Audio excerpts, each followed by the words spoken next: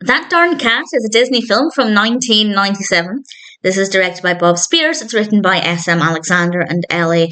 Karaszewski, and it's based on both the book Undercover Cat by the Gordons and also the 1965 film That Darn Cat, which I have seen. I'm not going to compare them too much or at all, really, but I did enjoy it enough, but I didn't think it was that interesting at the same time. And I guess what I mean by that is the cast is very good, and the cat is adorable. DC, Darn Cat, is absolutely precious, but the narrative maybe wasn't the most fascinating.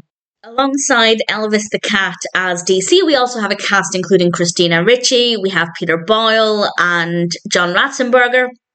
It's a film I would have watched anyway, as I am watching every Disney feature film, but it's because of Ratzenberger that I decided to prioritise this.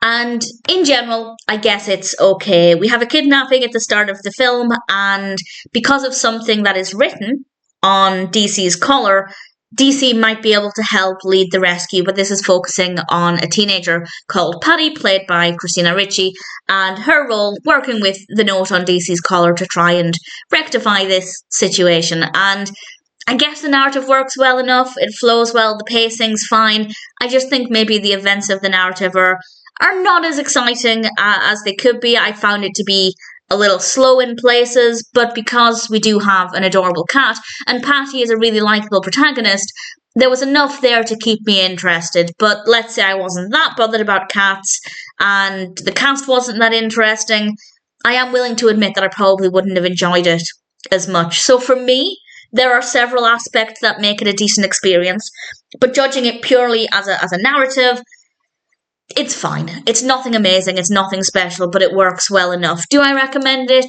Sure, I'd say it's maybe worth watching. I would say maybe watch the 1960s version first, not necessarily because I think it's better. I personally enjoyed watching it that way. I think watching that one first and then this one, for me, was a better experience. But if you want to watch this one first, you absolutely can, of course. That's just my personal recommendation. If you're a cat fan, check it out. I think you'll like DC. And if there's any other reason why you want to watch it, perhaps you're a fan of somebody in the cast, then I'd say, yeah, absolutely check it out. For me, at least, it ticks enough boxes to be a decent experience.